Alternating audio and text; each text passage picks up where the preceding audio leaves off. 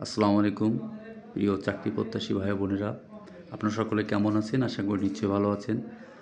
আমরা আজকে বাংলাদেশ বিষয়াবলী আরও একটি গুরুত্বপূর্ণ বিষয় নিয়ে আলোচনা করব।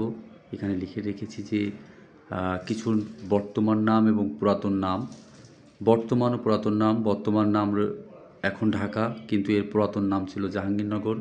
চট্টগ্রাম বর্তমান নাম, কিন্তু এর পূর্ববর্তী নাম ছিল ইসলামাবাদ।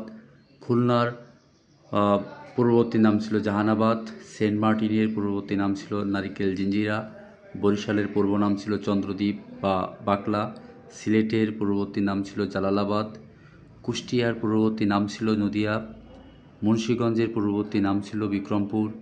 ফেনীর পূর্ববর্তী নাম ছিল শমশেরনগর।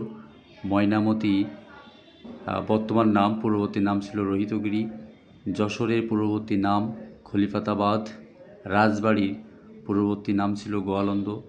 বাগেরহাটের পূর্ববর্তী নাম ছিল খলিফাবাদ। মহেস্থানগড়ের পূর্ববর্তী নাম ছিল পুন্ড্রবর্ধন। দিনাজপুরের পূর্ববর্তী নাম ছিল গন্ডোয়ানাল্যান্ড।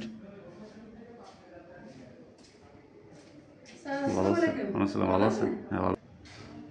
এবং রাঙ্গামাটির পূর্ববর্তী নাম ছিল হরিকেল।